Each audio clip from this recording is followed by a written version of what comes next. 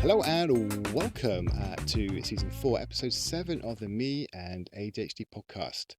And in this episode, we're going to continue with an educational part of ADHD and nutrition, which we started back in episode 4, where we finished the episode touching on the overlap of ADHD in eating disorders, and one in particular being ARFID.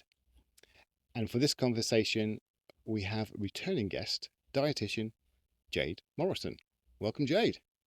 Hello, thank you for having me back. It's good It's to really nice to see you. Yeah, it's good to see you as well. Um, I mean, with the conversation that we had last time we met, well, it was really good, really informative. hmm We touched on ARFID, but if you can refresh everyone's memory on what ARFID is, please. Yeah, so ARFID is an eating disorder.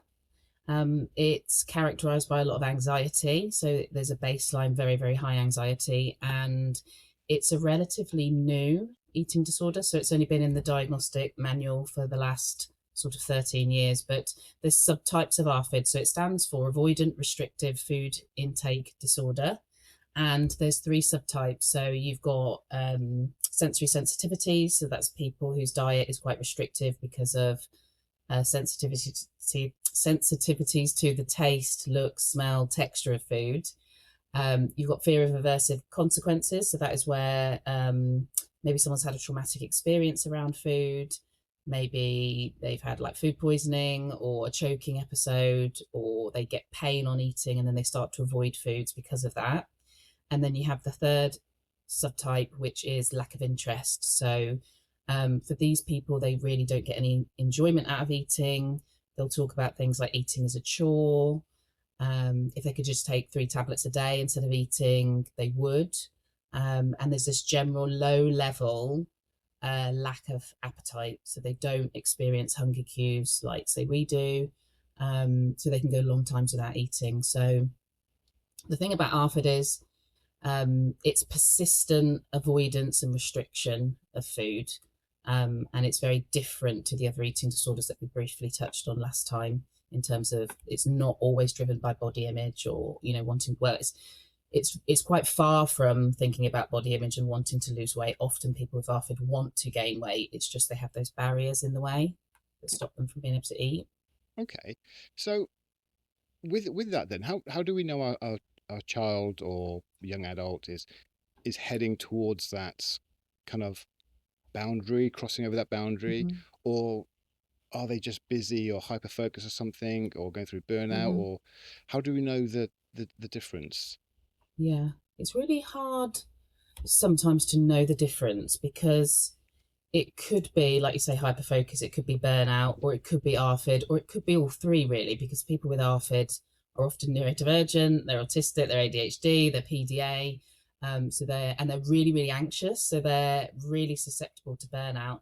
But I suppose the difference is that when you have a child who's in a period of hyperfocus or burnout, once that hyperfocus sort of once they're through that hyperfocus period, or they're no longer burnt out, usually their appetite and their eating returns to whatever their normal is. Whereas with ARFID, even when they've come out of that period of burnout and they're no longer hyperfocused, then they're still not able to eat regularly and nourish themselves and get enough energy.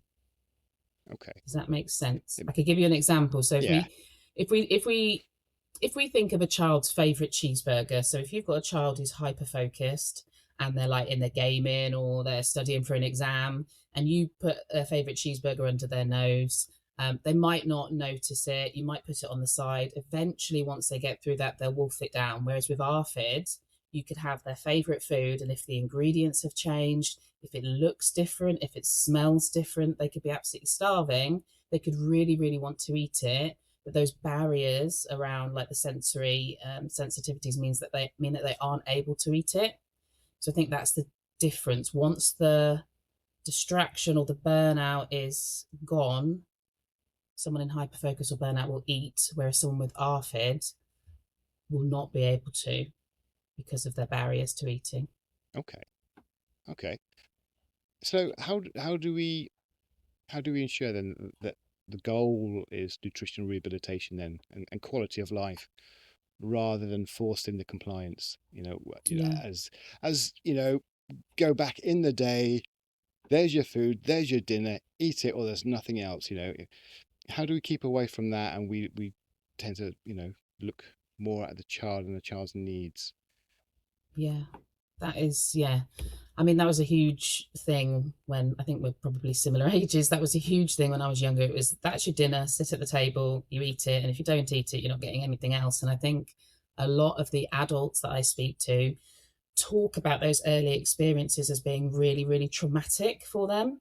Um, because it's not just around, I mean, a lot of times with ARFID, the label picky eating is kind of thrown around. It's definitely not picky eating, it is nervous system dysregulation. So when they're faced with a food that they can't eat, they go into fight or flight. So to be told they've got to sit at the table and eat that, their body's registering that as a trauma. So I think the biggest thing with ARFID is around, we now know it's around not forcing compliance, not putting on pressure, not shaming them. And the best way that someone with ARFID can expand their diet and think about eating other things is without pressure. So it's a real low demand, low pressure kind of approach. And you really need to sort of follow the person's lead, really. And I think that's what sometimes is missing in the guidelines. That will obviously come, things like CPTAR will come to talk about that later. But I think sometimes in treatment, we are putting our expectations on the person about what their eating should look like, rather than it being led by them. Yeah. If they don't have that intrinsic motivation to eat differently or expand their diet, you run the risk of re-traumatizing them with these some of these approaches. It is quite you saying that did make me think a little bit about the realities of things where we do that. I mean, as much as I've gone through a certain journey with myself and our son and everything, but at the beginning it was I was like that. I'm mid 50s now, and it's go back Mm-hmm. to the day where you eat this is what you've got, not making anything else, all the rest, and as if I know best. Mm-hmm. um just because I've you know because I'm older, and Yeah. I cook the meals and things like that, so I should know best. But I have not been formally trained on nutrition or anything like that at all. Mm-hmm. So who am I to, say that I am the law when it comes to food? Yeah, we know what's generally what's good for you and what's not good for you and things like that. But Mm-hmm. who am I, or who is anyone else to say it unless they've got that qualification and experience around nutrition to Yeah. determine? So I think we need to really sort of understand that and start listening to the person who's eating the food rather than Yeah. dictating to them, because how do we know best? Yeah, and I suppose the thing is, I have the knowledge in nutrition, but when it comes to parenting your own child, there's so many things that you doubt yourself on, that you don't understand or you don't see. And I had all sorts of visions of being a parent, of sitting down at a table, having a meal together, talking about your day, and that wasn't my reality. The only thing I went into parenting aware of, because of my work with eating disorders, that I was never going to make my child sit at a table and have to clear their plate or finish their food. Because ARFID aside, I've met lots of clients with bulimia and binge eating disorder that was their experience, and they were pushed past the point of fullness by their parents, so that they then overrode their body signals. And I guess what we're talking about here is bodily autonomy. It's that the person, even if they're a child, that the person knows what they need, but also knows when they're full and knows when they're hungry. Um, I've sat with friends when my son was younger, and one of his friends would eat their food, and then they might come and ask for something, and the parent would say to them, you can't be hungry, you've just eaten. And I'm sat there thinking, well, they can actually, they could still be hungry. And, just because they've eaten a sandwich doesn't mean that they're full. They might need something else with that. Obviously, I didn't say that because it's not my place. But I think sometimes we impose on our children that we know best about their internal experiences, and we don't. And quite frankly, we don't know that. We don't know how they feel or what they experience. Yeah, very, very true. Very, very true. Um, so obviously we've got the link with ADHD, and this is Hmm. obviously what the podcast is all about. But Hmm. with ADHD, if be it a child or adult takes stimulant medication, Hmm. that can suppress your appetite to Yeah. varying degrees. I believe it's more so in children and not as much as in adults, I believe. Um, Definitely in my case, I mean, it does suppress mine, but I can override it if I want to. Yeah. Whereas my son can't. So how would you know if they're ADHD, they're on medication? How would you know if it is ARFID or just the medication? And also really if it's both, Hmm. does that mess with how you approach it? Yeah. I think it was interesting just hearing you talk then about the differences between you and your son, because I think when you've possibly just got ADHD in the picture, you can sometimes have that suppressing of appetite and then maybe push past it. But when you've maybe got ADHD and autism together, because then maybe the autism brings in that sort of interoception difficulties, you've got not being hungry, not having the signals, but also not maybe recognizing that you need to push past it. For some autistic people, they just think, well, I'm not hungry, why would I eat? It's that kind of sort of black and white thinking. Um, so it might be that the difference in the appetite suppression is whether you're looking at just pure ADHD or whether you're looking at ADHD and autism together and how they interact. Okay. Um, but I think with the difference between ADHD medication suppressing your appetite and ARFID is that often you'll find when you're having the medication, because they have a certain sort of, I think it's like a certain period that they're in your system and a certain period where the effects are there and then they wear off. What you typically find with ADHD appetite suppression is that as the medication wears off, the appetite returns. So you find that some people are really, really hungry in the evenings. They might overeat, they might binge eat. Whereas with ARFID, as the ADHD medication wears off, the lack of appetite and the lack of interest with eating is still there. Um, and my approach to both is the same. It's getting the person to realize that they haven't got those hunger signals and just encouraging them to have that regular, consistent energy throughout the day, but also kind of like eating by the clock, using alarms and reminders and all those sorts of things that some help some people and don't help other people. I can quite easily ignore alarms every day. I just minimize them.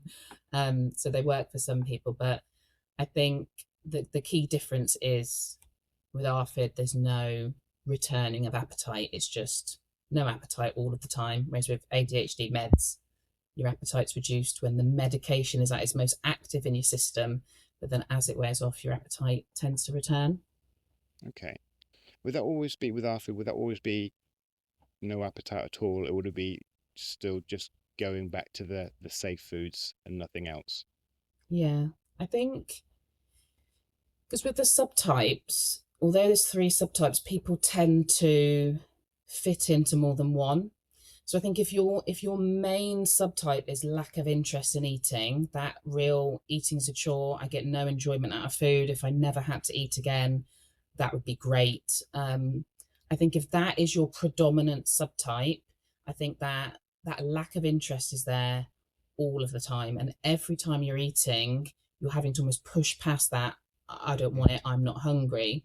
Whereas if I use my son as an example, his predominant subtype of ARFID is sensory sensitivities, but then his sort of second most prominent subtype is lack of interest in eating. So generally, he will have a lack of interest in eating, but when he like goes through a growth spurt, he's going through a growth spurt right now, he will eat more of his safe foods. because he recognizes now, I'm 10. He'll say to me last night, I'm 10 years old, I'm going through a growth spurt. And then he'll eat like more Oreos, for example, because that's one of his safe foods at the moment. So I think it depends. Everyone tends to have like a predominant subtype, and then they might then have the other ones that are a little bit in the background. Okay. It's one of the hardest ones to support is the lack of interest in eating, because it's, you know, how you're almost having to push someone past their body's sort of communicating to them in terms of just not wanting to eat or not being able to eat. It's really tricky.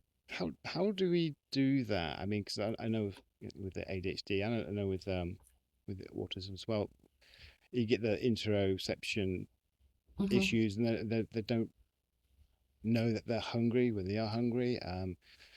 They might have a lack of interest, obviously, but it might be a case Mm-hmm. of the feelings that they've got, they feel it's something else, Yeah. but it's not. It is actually hunger.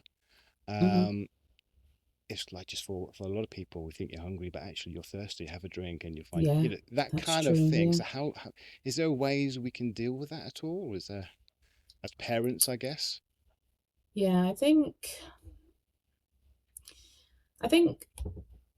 two things that I really focus on with my son and with my clients is really reducing the demand. So when someone has a lack of interest in eating, the last thing they need is someone coming up to them saying, what do you want? What shall I make you? Do you want this, that, or the other? But if you are able to leave food around for them. So like for my son, he's got like a little basket in the kitchen that's got his sort of safe snacks in, and he's 10 now, so he can go and he can get those. So um, I think sort of leaving things around without the pressure, or this is here, you can have this, or you can leave it, there's no pressure. So I think that low demand, low pressure approach, but also I'm really pro, and we'll probably get onto it later, but I'm really pro liquid nutrition. It kind of goes against our training as dietitians and sort of the healthcare system, because there's always been this sort of food first approach. And nutritional drinks and tube feeding are always seen as like a last resort, but actually for some people with ARFID who especially have like a lack of interest in eating, liquid nutrition is a lifeline for them. It's something, and for sensory sensitivities as well. It's something that is stable, it's consistent, it doesn't have variation. And often those that don't have the appetite can drink when maybe they can't eat. So if we can maximize those calories and the nutrients in the liquids, then yeah, I'm all for that, really. That's interesting. It's interesting you should say that. I've got a little bit of story. I'll tell you afterwards. Mm-hmm. But yeah, okay. With the sensory avoidance in ARFID, it can also be magnified by the ADHD. Mm-hmm. Um, Other techniques such as food chaining and things like that we could use for our kids Mm-hmm. that respect their limits as a ND child or Mm-hmm. adult, to be fair, without triggering any sort of trauma response at all. Yeah, I think food chaining is a good strategy for some people. I don't think it works for everyone. Um, I think it's one of the tools that we can use, but it comes back to that intrinsic motivation of whether the person is motivated to. So, food chaining is where you start with a safe food and then you'll kind of almost just move on to variations of it. So, you might start with like a safe biscuit, and then you might branch onto like other biscuits that are the same color, or other biscuits that are a slightly different texture, or they like digestives. You might try a chocolate digestive, and then you might move on to a chocolate hobnob. So you do it very, very gradually. Um, and I think that can work for some people, but it has to be something that they are motivated to do. So if we use children, for example, if they can't eat pizza, but all of their friends are always going out on a Friday night and going for pizza, and they feel like they can't go, they might then be motivated to do a process of food chaining to try and get pizza in so that they can join their friends on a Friday evening. But I think if it's something again that's led by us, and we're telling them that they need to do this because their eating doesn't fit the Eat Well plate or the latest government guidelines. I think that is a really tricky place to be, and I think that can inadvertently cause trauma. And also, you have to ask yourself, when I was thinking about this, you have to ask yourself why. I always ask why, and I think that's my autistic brain. But if someone's safe food is, say, 2 different types of biscuits, why do they need to eat 10 types of biscuits? What is the why? If it's their why, great. If they want to eat 10 different types of biscuits, but I guess we have to ask ourselves, why is that a priority, and why do we need to do that? For my son, he had a safe food of bourbon biscuits for about 4 or 5 years. They've gone completely, never come back. Now he has a safe food of Oreos. And if I came to him and said, oh, you love your Oreos, let's try and do some food chaining so that you can have the cappuccino Oreos or whatever fancy flavors they have now. They've got lemon ones and all sorts. He would just look at me like, well, why? why would I do that? And then my question would be, why would I force him to do that? Yeah. So yeah, I have a bit of a love-hate relationship with food chaining, really. I think it is a good tool in the toolkit, but it doesn't work for everyone. Yeah, I mean, to be honest, I didn't know much about it. Actually, I didn't know anything about it, so I looked it up Yeah, for this podcast. And the yeah, examples that it yeah. was giving me were okay. I mean, it looks kind of a Hmm. reasonable thing. It makes sense. However, those examples that they gave, I know they wouldn't work for us. You Yeah, know what I yeah. mean? So, but Same. okay, Yeah, but it does work for some people, and I think as an adult, I think a lot of these things as an adult, you can really understand how it might work, but with a child, it's a little bit different, and we have to be very careful how we manage it and how we go about that. that's the one thing I definitely see is that because I guess it depends on how old they are. Um, but their inability to explain, express how they're actually feeling or what they think, Hmm. whereas if, do you like your food? No. Why don't you like it? I just don't, doesn't taste nice. And that's kind of like the Yeah, yeah, limit you got. yeah, But sometimes yeah. actually, as an adult, you might be able to say, well, it's a bit too crunchy or it's too soft. It was a bit sweet. That was a bit sour. It was, you can go to more detail, more helpful detail where a Hmm. child can't go, or generally can't go into the necessary details that you, I guess, need to figure things out properly. You have to delve in and try and work out, Yeah, try and yeah, decipher what's going on. yeah, yeah. And I think sometimes they don't know. And I think um, it's one thing, isn't it? It's one thing knowing what the barrier is, but it's also being able to explain it, Yeah. and then explain it in a way that it makes sense to you, but it doesn't make sense to the parents. So often children might say, oh, well, it's mushy. Like my son would say that a lot when I was younger. Like one of his safe food is chips or fries from McDonald's. So he might say, oh, it's mushy. And I'd be like, well, what do you mean mushy? Because to me, mushy, and then it's just like, then it just becomes like a pressure for him. And I think sometimes I'd be asking him because I really wanted to understand, and then I'd have to like zoom out and just be like, why do I need to know this right now? It's probably not the right time. But recently, myself, we've got different McDonald's, and a lot of children with ARFID, they sort of say that they're like super tasters, so that they can taste like a different ingredient, they can taste an ingredient change, they can taste like different batches of food. So like, I didn't realize this, but different foods have like batch numbers on the back to say like which factories they were made in. And on the ARFID groups that I'm on, there's parents that are saying that their child can actually differentiate between the different batches of, say, a brand of cheese. So if it's a batch number whatever, they can't tolerate it, but they can tolerate a batch number whatever. Um, so it's Oh, really, really interesting. It's and if you think about it, with that level of being able to taste those subtle differences, to you or I, we wouldn't be able to taste the difference, but for them, it's like a huge difference. My son keeps saying at the moment, one of the McDonald's we go to, that they taste like beetroot. And it doesn't make sense to me because he's never eaten beetroot. So he doesn't know what it tastes like. But he just keeps saying, I don't like these chips. They taste like beetroot. So we went to another McDonald's I said, well, try this. He said, oh, they don't taste like beetroots. And then he was able to eat them. Still doesn't make sense to me, but that was how he explained it. Maybe it tastes kind of earthy. I don't know. Um, who knows? Who knows? Who knows? I think Um, that's the thing. well, this is it. Okay, so with ADHD, Yeah. sometimes things that we do, are dopamine led, dopamine driven. Hmm. Hyperfixation on special safe foods maybe, um, Hmm. but you can you can do that for a certain amount of time, but sometimes they get to a point where actually that's it, done. Okay, Mm. over and done with.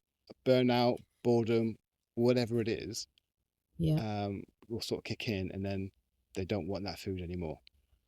Yeah. How can we manage this to prevent sort of a child's safe food list from shrinking too much? Yeah. I mean, this is a huge reality of ARFID. Personally and professionally, something will be there that is almost like you're really reliant on it, and they'll have it every day for weeks or months, and then it will just drop off without you really knowing, is it just they're bored of it? Is it that something's changed around it? And I guess the honest answer is there's not much that we can do about that cycle. But what we can do is, I think a big part of ARFID as a parent and as a clinician and as a person with ARFID is around acceptance. So I think we have to just accept, and this was a hard thing for me to accept, is that these foods are going to go through cycles, and they are going to come and go, and some are going to go and never come back, and some are going to go and they are going to come back. Um, but whilst they're in that safe food place, we should definitely give them unlimited free access to that food, without restrictions, really. Um, and we should never do anything to those safe foods. I think sometimes we can be like, well, they're only, and I've been guilty of it. I talk about it all the time. Never put anything in your child's safe food that they don't know about it. I tried it once and I got away with it for a little bit. And then it was really weird. It was one of my son had this little chocolate pot thing, and it was the only dairy he ate. And it was only liquid thing, really, because a lot of his foods are dry and crispy. And I was like, okay, he's gone off his chewy multivitamin. I'm just going to try and put these vitamin sprinkles in his like chocolate pudding, because it's the only liquid thing he has. And he had it a few times, but as it sat, I saw that the color of it got a little bit darker. And he just sort of said to me, I can't eat anymore, it's too rich. And I think what had happened is, as I'd added the vitamins, it had almost like intensified the chocolatey kind of flavor. And he Right. noticed that, and then it dropped off, and I learned that lesson. But um, I think it's just kind of a wave you have to ride, and you have to just take the safe foods while you can, and just accept that they are, as human beings, we're going to get bored if we eat the same thing over and over again. It's part of the process, really. Yeah. Um, Okay. yeah. Do you think that sort of adults? I say adults because generally be the adults making food. Hmm. For an adult, then sort of the meal planning aspect of it, knowing what to Hmm. put, what to make, what to create, for themselves, I guess. How how how does how does that work for them? Because all of that is a lot of executive functioning, and task paralysis can kick in, and there's a lot Mm. of things that can stop them from doing that. Hmm. How do we adapt that? How do we adapt that sort of scenario to for someone, an adult with ADHD, to be able to sort out the meals Yeah. without putting all those, I guess, those official things in place? Yeah. I think a lot of the adults that I work with, they often have support from a parent long after you would typically expect a parent to be around supporting. So um, I find I've got clients, in their late teens, 20s, 30s, who either still live at home, or they have quite a close proximity to their parents, and their parents will help them with that kind of that planning, that preparation, that cooking. It will take some of the executive function sort of challenges off of their plate, so to say. But I think if you don't have that, I think the most important thing really is to, I think people get really um, focused on what's on their plate.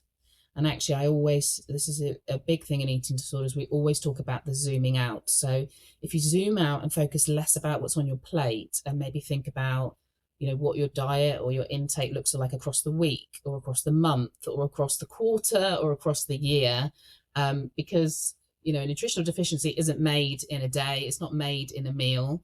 So if we just look at things over time, because your body doesn't know whether you've sat down for a balanced meal or whether you've had a yogurt here, a sandwich there, a chocolate bar 3 hours later. It just registers it as food. So there's from me or anyone I'm working with, there's no expectation to sit down at a table with a balanced plate. However you get that in across the day is good. And I think it's controversial to say, but I think for neurodivergent people and people with ARFID, we need to focus a lot less on the government guidelines, because the government guidelines aren't necessarily made for someone who's got ARFID or someone who's got a neurodivergent brain. Our relationship with food and the way that we eat is different.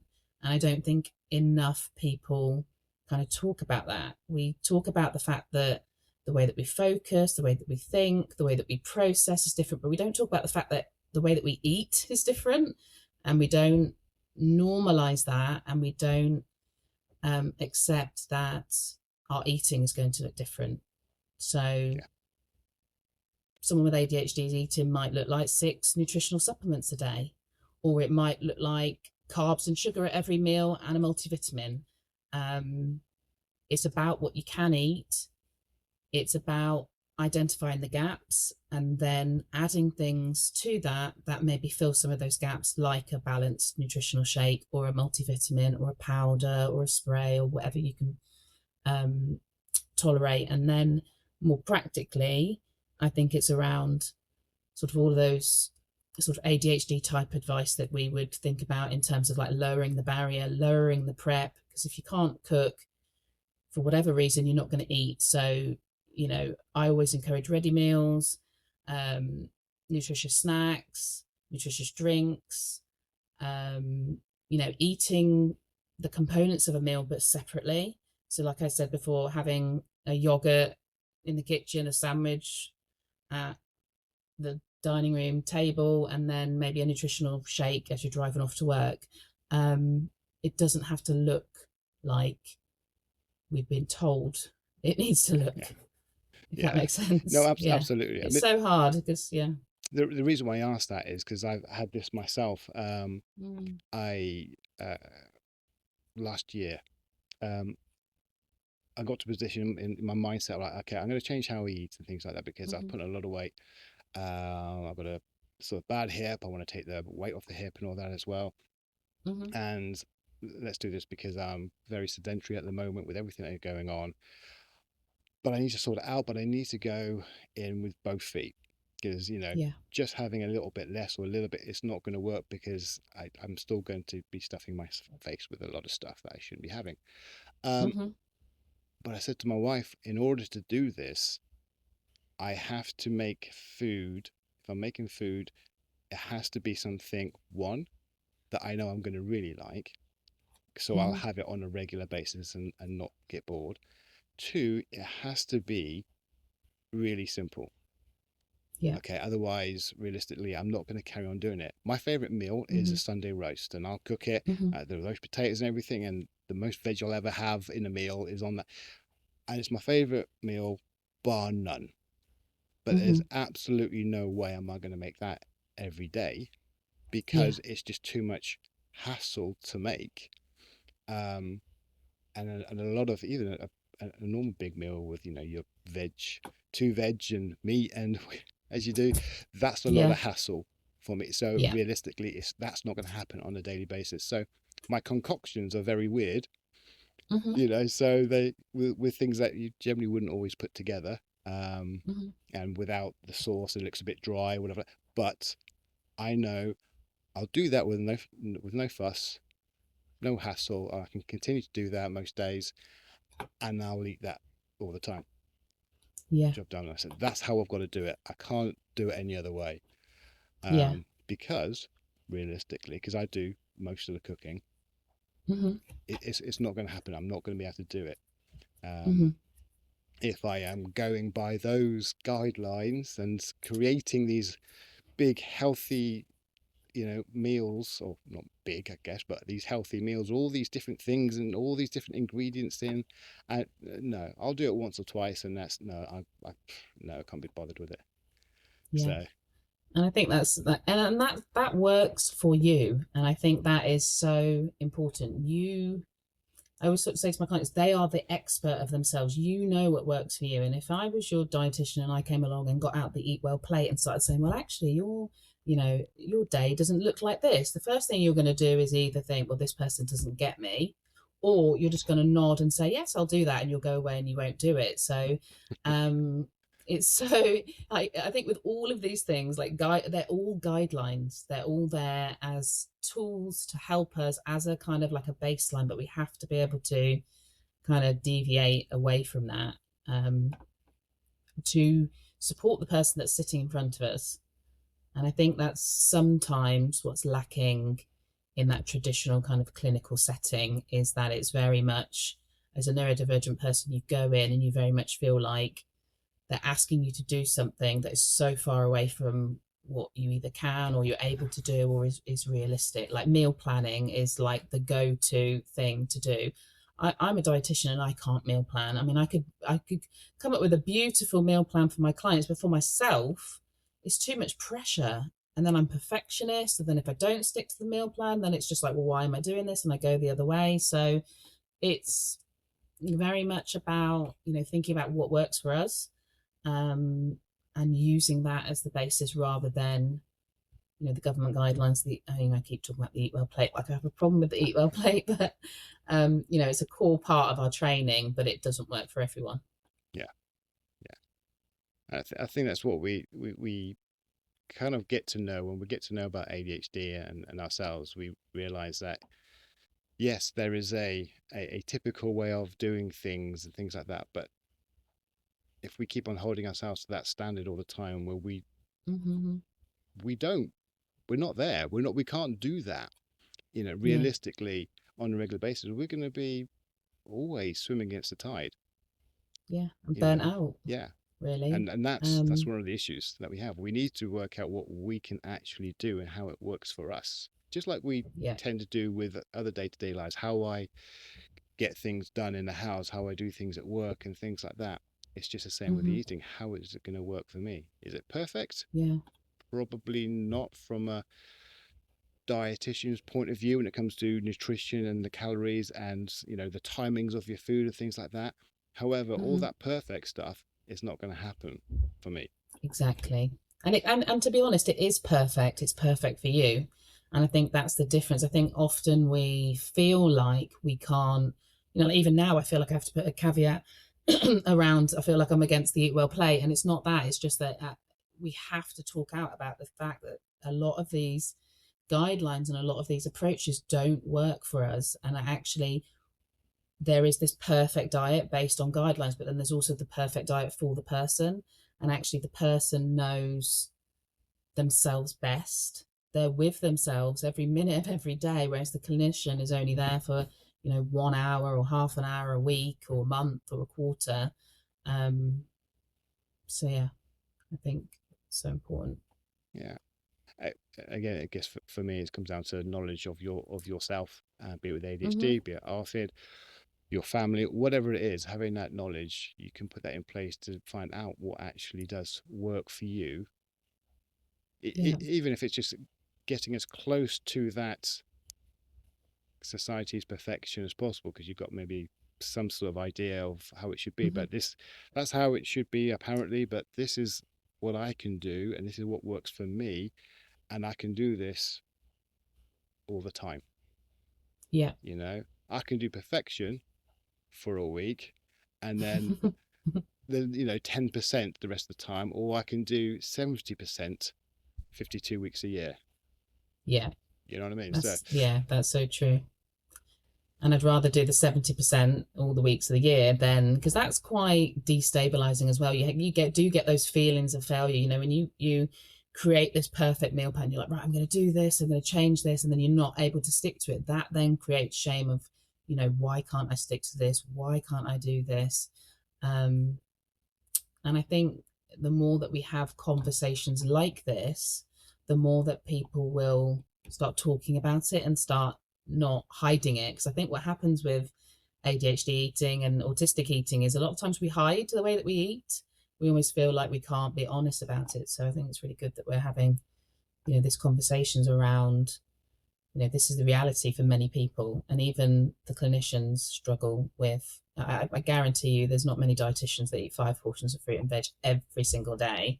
They probably aim close to it. They probably get close to it. I'm not one of them, but for most people, we have these things that we work towards, but life happens, and we're human beings, and we're complex in lots of ways. Yeah, yeah.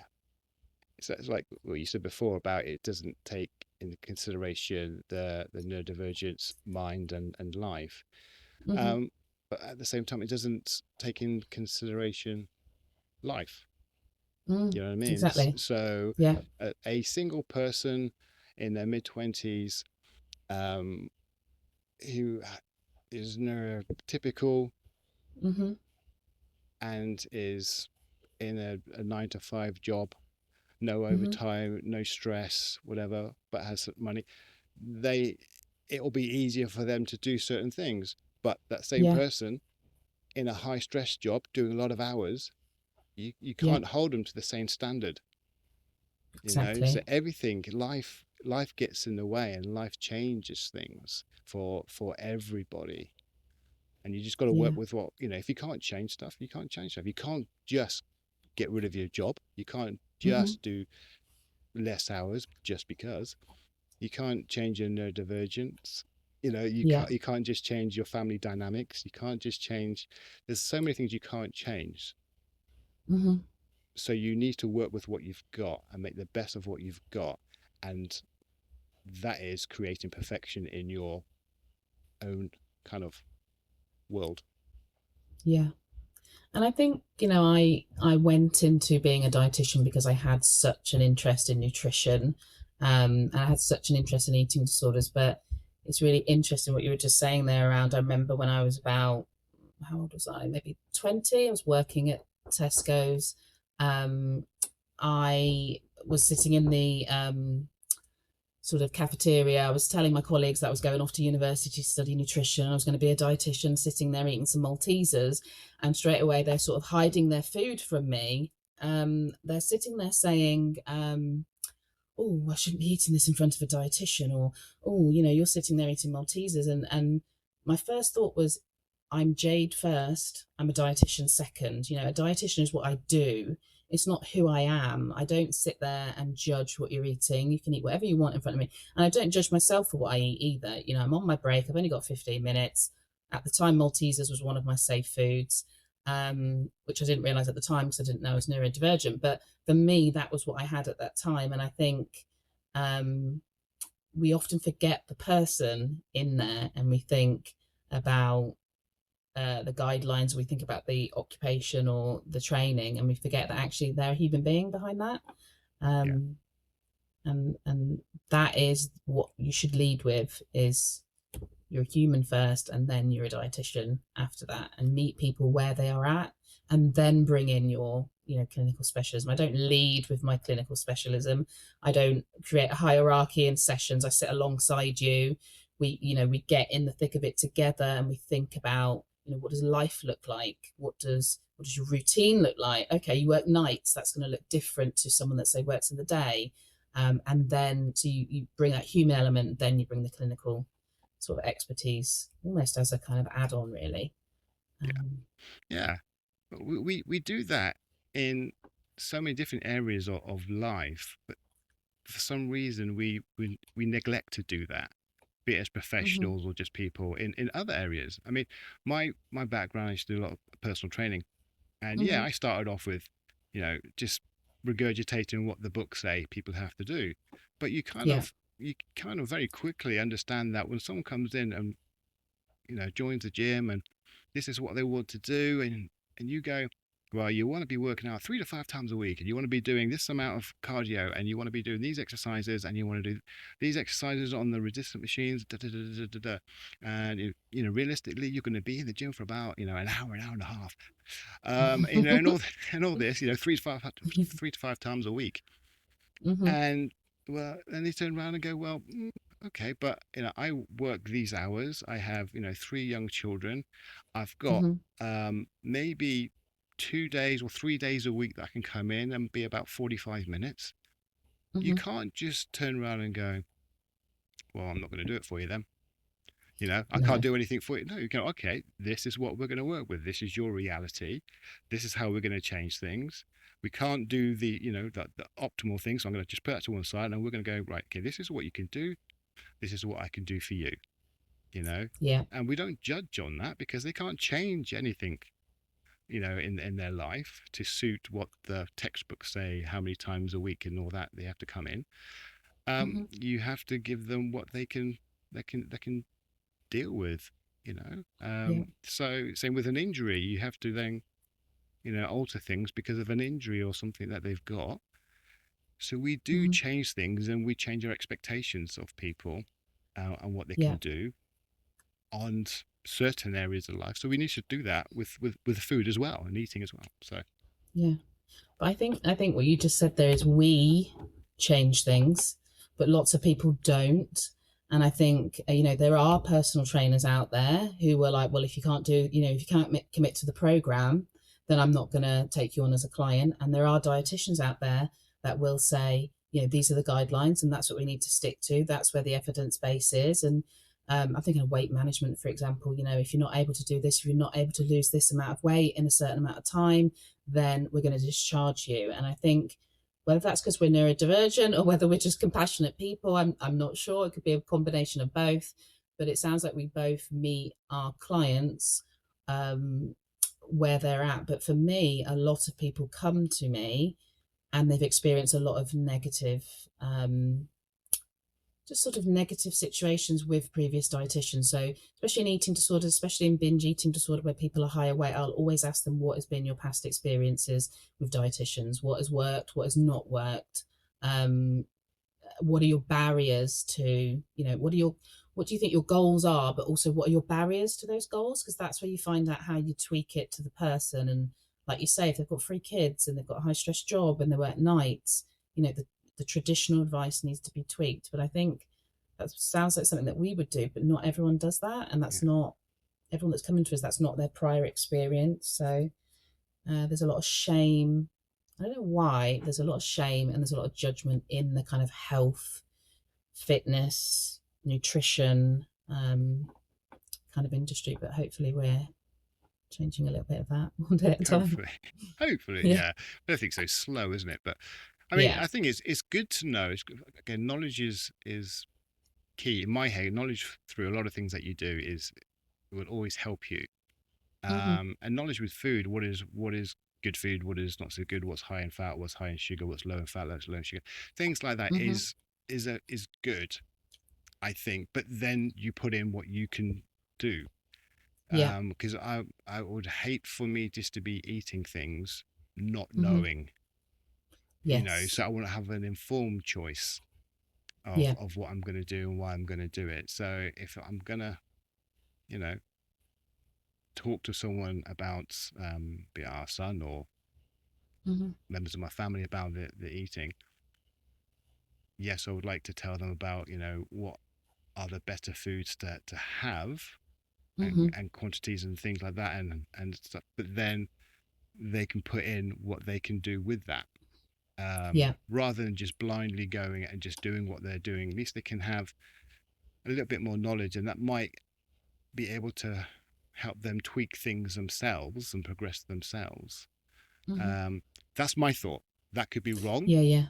Yeah. I mean, I don't. No, I think that was a good thought, and I think that's a valid thought, and I think, um, you can't make an informed decision if you don't have the knowledge to kind of back it up, if you don't have the information, and then as a rational person, as a rational adult, you then have the choice of whether to follow that information or not. I think one thing to say about ARFID, especially if someone's really low weight, or is like severely nutritionally compromised, or their diet is really, really restrictive, because I think a lot of parents really struggle with this.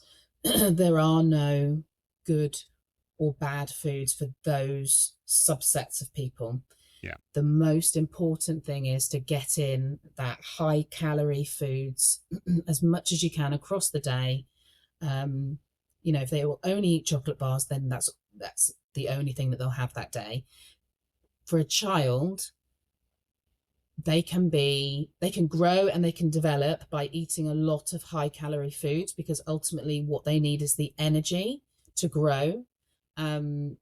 And then it's the vitamins and minerals and the multivitamin and the nutritional shakes that then will add those extra things to it. But if we don't get enough calories into someone that's low weight, or who's a child who's growing, that is going to have far more of an impact on their long-term health, in terms of their growth, in terms of their bones, in terms of things like puberty.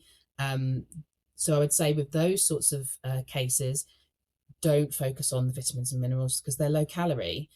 Focus on the high calorie, high sugar, high fat foods, and almost the rest will sort itself out later, or it might not, but that's okay. But I think, yeah, often people have we're so fixed on what health is and what balance is, that actually the advice is, when you're really low weight or you're really restricted, the healthy eating messages don't apply. What does matter is just getting in those calories, getting that energy, and getting you out of the danger zone, really, because it's Yeah. kind of like you're in the danger zone, and we're not thinking at that point about, oh, you're going to have a banana today. We're thinking about, you getting enough calories. Let's get it in you as quickly as we can. Well, not as quickly as we can, but as much as we can, in a measured way. Cool. No, that's good. And again, Yeah. that's knowledge. That's knowing what to Mm-hmm. do, what you can do.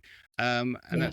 that is good to know. And I think that's one of the struggles that we can have, and we've gone through, and it's confusing to know which direction to go in, because you're kind of like pulled by society and what you can see kind of like happening. But Yeah. I mean, can we utilize, I mean, we talk about sort of dopamine menu, and I don't know if that's Mm-hmm. a technical phrase or not, so please don't Google it, anyone, because it might not be the right phrase. But Yeah. can we put a dopamine menu together to kind of have a whole load of things that that your child or your partner or whoever, or yourself, can eat, so all the time what to buy. um Yeah.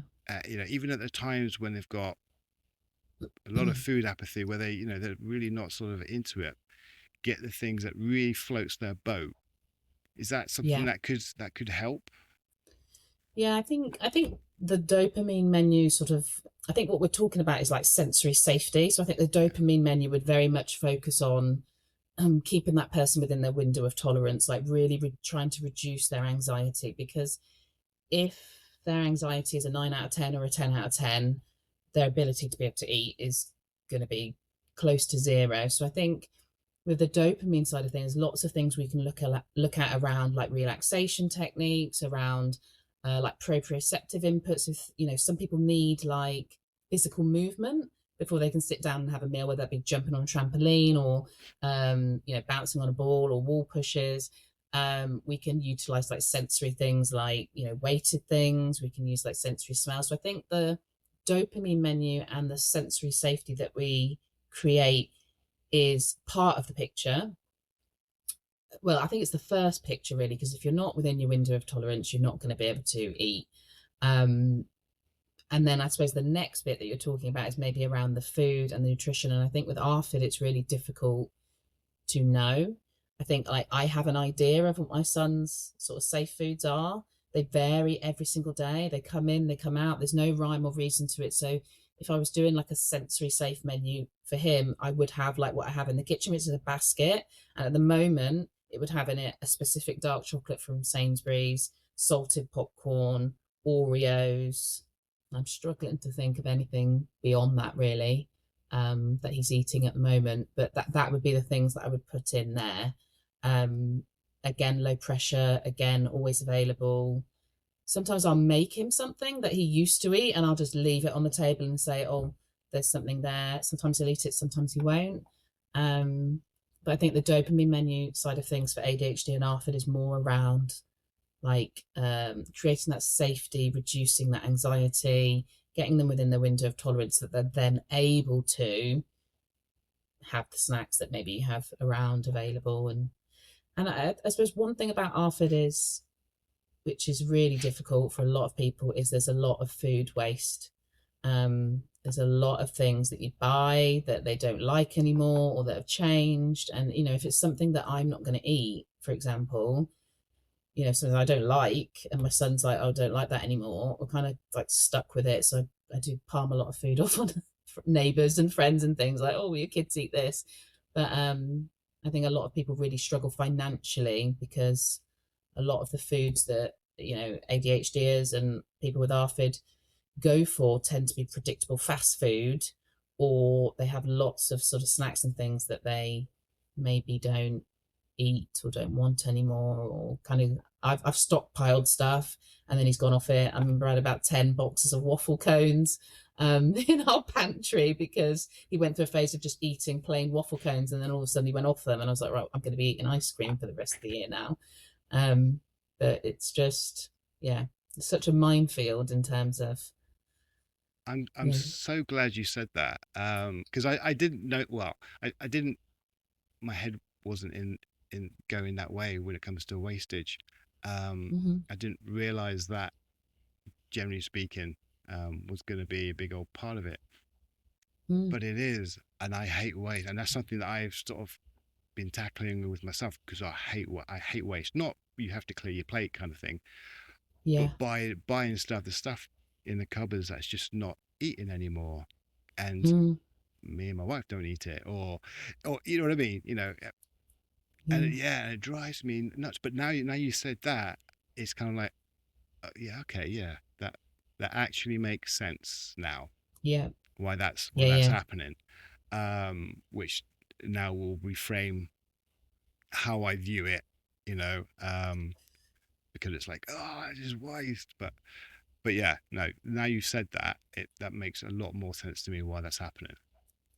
Yeah, but and it's still you can make sense of why it's happening, but it's still frustrating, isn't it? You know, Yeah, those waffle cones I was buying were like £1.70 a box because it had is it my son's got very expensive taste, and I wonder if that's my influence him or something. But it's always like the luxury stuff that he likes. So it's like £1.70 a box. I bought about 10 boxes.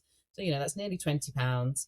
And then all of a sudden he's just gone off them. And I'm thinking, okay, I do like chocolate ice cream, but not enough that I can get through 100 waffle cones in the next, you know, year before they go off. So and if you think, you know, I'm fortunate that when I go to the supermarket I don't really have to think. But if you think about yourself being on a budget, you know, really struggling financially, you've then got this balancing act where you want to meet your child's needs, but you've also got to think about the needs of the rest of the family, or the fact that you're on a really tight budget. So it's really, yeah, so I think there's a lot of layers to ARFID that we probably don't really think about. And I think financial impact and food waste is a huge part of that. yeah. I mean, we have enough wastage as it is as being ADHD because we put it at the back of the fridge and we Mm. forget about it, and it's like, Oh yeah. what's that smell? Oh, it's that. Oh, I it's a was, it's a cucumber that's turned to water. yeah, Oh god. yeah. Oh dear. Or you go through the salad phase where you're like, oh, I'm really into salad right now, and then all of a sudden you just like forget to have salad, and it's just all a puddle and the crisper at the bottom of the fridge. I do that quite often. Go off it. Oh dear. Love it. Um, okay then. I mean, we talked about it before. Um, but the whole meal replacement shakes, the nutritional shakes and things like that to help with our executive functioning because it's a struggle to cook, and the whole, I guess maybe the ready to drink stuff, the RTD drinks, they're Mm-hmm. there. Are they a good thing to have? Are they beneficial? Are they good generally? I mean, this is something that we should take into consideration and not dismiss completely. Mm-hmm. Yeah. I think this is a tricky one because I think the guidelines state food first, and I think a lot of clinicians will promote that. And I think for a lot of people, that is the way that it should be. We should encourage food first and then use the supplements. I think for ARFID, I mean, part of the diagnostic criteria for ARFID is a reliance on nutritional supplement drinks and or tube feeding. So it's part of the diagnostic criteria. So somewhere along the way, it's been recognized that it is part of ARFID, that there might be some people that rely on liquid sort of supplements or tube feeding to meet their energy and calorie needs. So this has always been a conflict for me as a dietitian, that often nutritional supplements and tube feeding are seen as only an option when someone has a physical barrier to eating, so a swallowing issue, or there's something going on with their gut that they can't absorb the nutrients. They rarely consider that there's psychological barriers to people eating, and for me they are as equally as valid as the physical barriers. So there's plenty of people who can physically eat, but for lots of different reasons, whether that be ARFID, neurodivergence, OCD, mental health, anxiety, low mood, depression. For whatever reason, they cannot meet their needs, and those people, it should be considered, but it's not always. It's sort of, well, they can eat, so we're not going to give them the supplement drinks. But no, they can't eat because there's a psychological barrier to them being able to eat. So my view is that there's some people that it should be a first line option. So if having nutritional, so I've worked with a client in the past who would have 6 or 7 nutritional supplements a drink, and that a day, and that would mean that she could then go do a busy high pressure job. So these drinks can mean that people can go to school, can go to college, that they have the mental reserves to be able to focus and concentrate. So why are we not utilizing that? Why are we making it so difficult for them to access those things? That there almost seems to be a kind of barrier at every stage. So for me,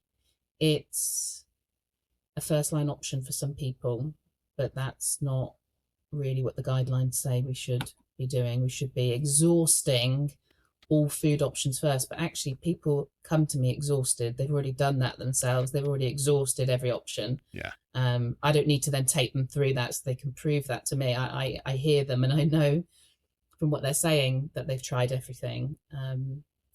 So if you can get them prescribed by your GP, or you can get those through a dietitian prescribed, then that is an option. But also there's lots of, I know we've spoke about it before, but there's lots of options available ready to drink in the supermarket, or places like Boots. You can just buy them yourselves. They're a little bit expensive, but if it stops food waste and it means that you've got reliable nutrition, then some people are willing to invest that money in that as an option. Yeah.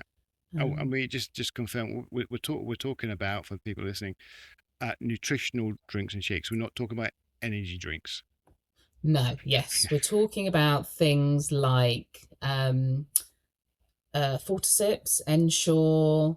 They have things like AIM smoothies, Huel, Y Food. So they're nutritional drinks, usually milk based, but they can sometimes be juice based, and they are nutritionally complete. So technically, if you got however many bottles prescribed by your GP or your doctor, you could, if you were unable to eat, you could survive on those. They meet all of your needs nutritionally and vitamins and minerals wise. Cool. I think that's a lot when you're experiencing it. People don't understand, not just with ARFID or any sort of eating disorders, but neurodivergence, anything. If you're seeking help, you've done whatever you can do. You've done that process. You've researched, you've lived it, you've tried and failed so many times you don't know where to turn, and then you go for help. The help isn't the first thing we do. Oh, not eating right, okay, I better go see a dietitian, or I better go see a GP. No, it's you go through everything else first of all. So like you say, by the time they get to you, they've already done this. By the time we go get an assessment for ADHD, we've done a lot of thinking and researching Yeah, and yeah, trialing and talking yeah, and working things out. Yeah, okay. yeah. It's We're yeah. experts in it, really. It was You know. well, we're experts in ourselves. Yeah. We know how we feel. We just need to make sure that we can put words to it and understand why it's all going on. But we know what's going on. Hmm. Um, okay, so we've got treatments like CBT and there's a CBT AR, which I believe is kind of targeted towards ARFID. Hmm. Um, It is, yeah. so it's more sort of ARFID or food focused. But then you do homework stuff and then you do routines and look at all those kind of things.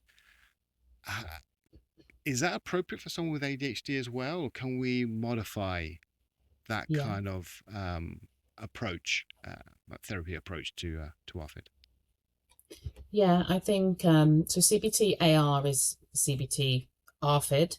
So it's CBT that's adapted for ARFID. And I think I have a love and hate relationship with lots of different things. I have a love hate relationship with CBT. And I think that it works really well for some people that like that structure and they like that routine and they like to know what to expect. But I think for a lot of neurodivergent people, any type of CBT, even CBT AR, needs to be adapted and personalized to the person to such an extent that I'm not sure how much of the CBT is left at the end of it and whether we can actually call it CBT. But yes, absolutely. Any good clinician should adapt any treatment, whether it's CBT or anything else, to the person. So if the person struggles with homework, my view is that should be optional. If the person struggles with, say, planning and task initiation and it has executive function differences, things should be put in place, whether that's apps or whether that's in between session, check-ins or prompts to keep them kind of on track and focused. So, um, I think every treatment should always be adapted. I think sometimes people get really into the pure sort of CBT and then it's almost quite contractual. It's like, this is what you will do, otherwise it's not CBT and we're not doing it. And I think that is really damaging for anyone who doesn't quite fit that mold. I mean, CBT AR is I want to say the only or the main treatment we have for ARFID at the moment, but it's not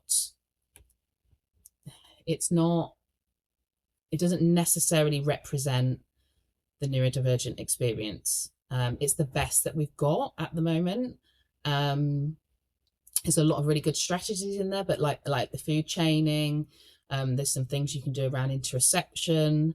But there are aspects of CBT AR that feel very like this is the neurotypical manual of what we think neurodivergent people should do around this topic. And I think um, it's not going to work for everyone, so it should really be adapted. And like I said, it probably should be adapted so much that it might not be CBT anymore, but it should be the sort of baseline for the treatment and support. And I think because we talked a little bit before we came on about, I think a lot of people really don't always understand ARFID, and a lot of people will openly, if I say my son's got ARFID, they'll say, "Oh, what's that?" I've doctors, pediatricians, psychologists say, "Oh, what's that? I don't know about that." So I think a lot of people are quite cautious and nervous about ARFID. So if CBT AR gives them a framework that they then feel like they understand how they can support someone, I think that's a good thing. But I think then sometimes the adaptations and the sort of molding it for the person can maybe sometimes be a bit lacking because they'll probably follow it's a bit like a manual, and it's supposed to be done over 40 sessions, but I think a lot of the changes, especially things like food chaining, you need a lot more time than that Yeah, to change someone's pattern of eating or adapt it slightly.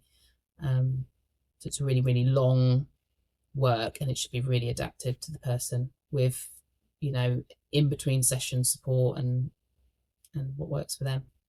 yeah, no, Homework is just I mean, yeah, gosh, I yeah, don't even like my no. son to do homework. It's like, you go to your session and then they're like, there's so much pressure, isn't it, to come back the next time and, oh, well, let's see your homework. What have you done?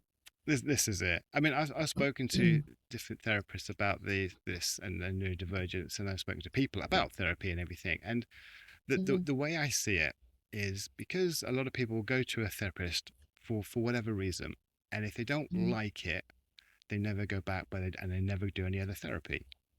Mm-hmm. But I think that is very, very wrong to do that, because if you go to your GP and you don't get on with your GP for whatever reason, they Mm-hmm. misdiagnosed you, or they're grumpy, or they're standoffish, or whatever it is, you would change your GP. Mm-hmm.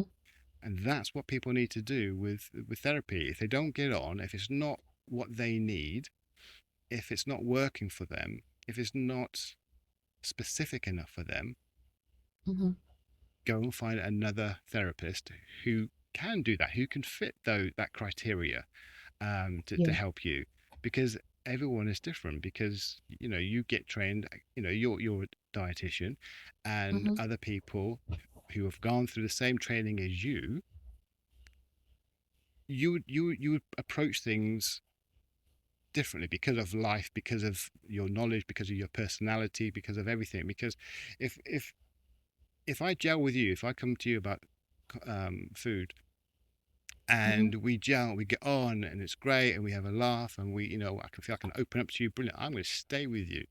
If you're grumpy, or you just don't get my humor, or you're not specific enough for me, although you might be 100% scientifically correct in everything that you say, I, I'm gonna not stay with you. I'm gonna go somewhere else, where I feel more Yeah. comfortable, or I feel heard. So people need to be able to do that and understand that is something that is a real thing. You can change your therapist. You can go somewhere else. You can speak to other people. Don't just stop therapy. That's a really Yes. long way of just saying, don't stop therapy, see someone else. Um, Yeah. No. No. No. It's perfect, and I think it explains it sort of perfectly. And I think for a lot of neurodivergent people, relationships are everything, and knowledge is part of it. But some of the best clinicians I've worked with personally haven't always had the knowledge of what I might be going through in terms of like neurodivergence, but they've just had an open mindset. They're willing to listen, they're non-judgmental, they've got those really positive qualities that we as neurodivergent people need within therapy, and they're willing to learn. So they're willing to say, oh well, I haven't heard about this. We were talking about RSD before we came on, rejection sensitive dysphoria. I think I got that right. um you might have a therapist who's never heard of RSD, but they're willing to go away and look it up or look into it, and then come back the next session and say, I didn't know about RSD, but I've gone away and I've looked into it, and yes, I do think that is part of your experience from our sessions. So um I think yeah, and I think in the NHS a lot of people don't realize that they can actually ask for a different therapist or a different clinician, because, not like you say, not everyone's going to get along, not everyone's going to gel. Not every clinician patient experience is the right fit. So it's just sort of knowing that you can go and say, it's not that I'm saying anything negative about the person necessarily, but they're just not a right fit for me. Is there another therapist that I can see, or is there another dietitian that I can see? And that being okay. I think people need to know that and understand that it is not an issue. You can ask for Mm-hmm. someone else. Okay, I mean, that's brilliant information. Thank you so much, Jade. That's okay. That's a real, like last time. There's a lot of helpful information there.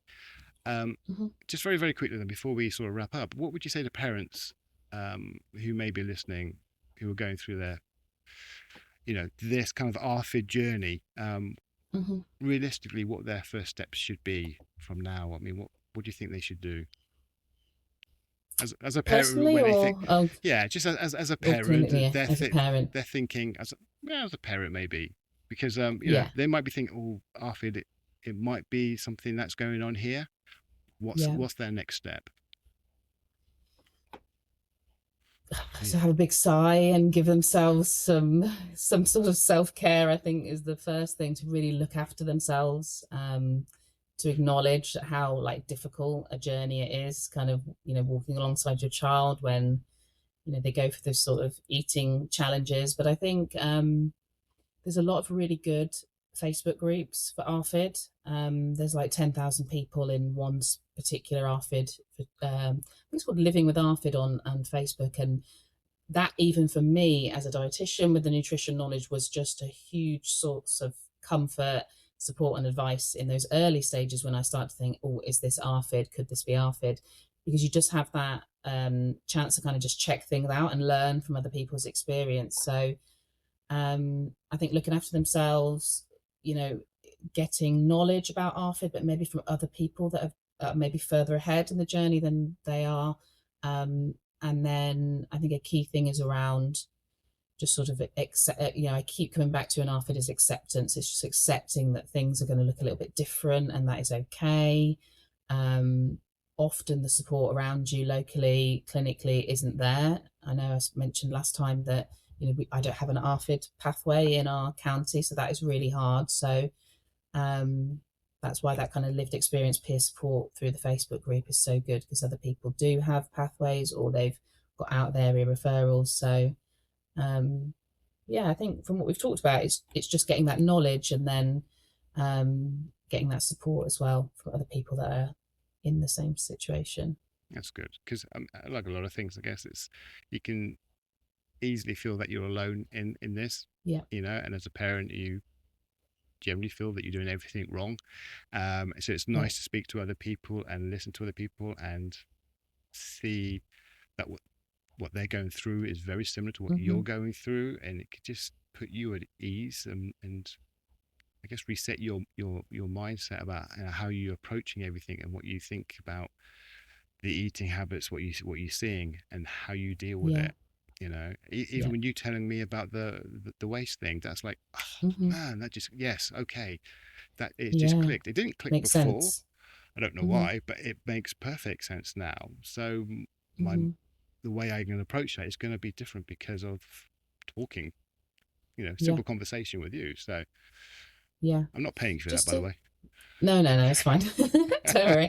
I was just going to say, when you were talking then, one thing I haven't mentioned is BEAT, the Eating Disorder Charity. So a lot of and I can send you the link afterwards if people want to visit it, but a lot of the work that BEAT does in the UK, historically was around anorexia, bulimia and binge eating disorder, but they have really stepped up their ARFID I think they even have a support line. They have a parent group. It used to be called Endeavour.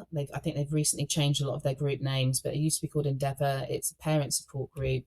You get to connect with, like a clinician who's a facilitator. There's other parents there of similar age group to your child. Yeah. So, I mean, a lot of these things you don't, like you said, you often go to them having already done lots of research. So you don't necessarily learn much more if you're a research driven person, but that connection with other people in similar situations is so invaluable. It's also like a dedicated space that you can go to each week online and just sort of have a space to talk about how you're feeling, and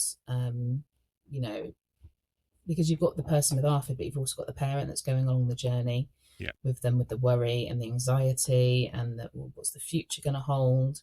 That group, Endeavour, I went to, it was really good. And also there's another group for adults that I just remembered, and it was called Hummingbird, but that's for adults with ARFID, and I think it's weekly, because I think a lot of adults with ARFID sometimes feel a little bit like there's not enough out there for them, because a lot of it is focused on children. It's not so much for adults. So I can send you the information about those if you want to. Cool. No, absolutely. Put them on the link or something. That'll be great. There's the BEAT. I know there's ARFID Awareness UK. First Steps ED. Yeah, they're a really supportive charity. They were just in sort of like the Derbyshire, East Midlands kind of region, but I think they've gone more nationally now, and they are supporting around ARFID. That's been a new recent-ish development. But I'll put all the links on the podcast. Obviously, I'll put your link on the podcast as well, so people can find you as well, Jade. So thank you again for coming on again. That's okay. And for everybody listening, as always, guys, be good, be kind, and remember, you're not alone. Thank you. Thank you.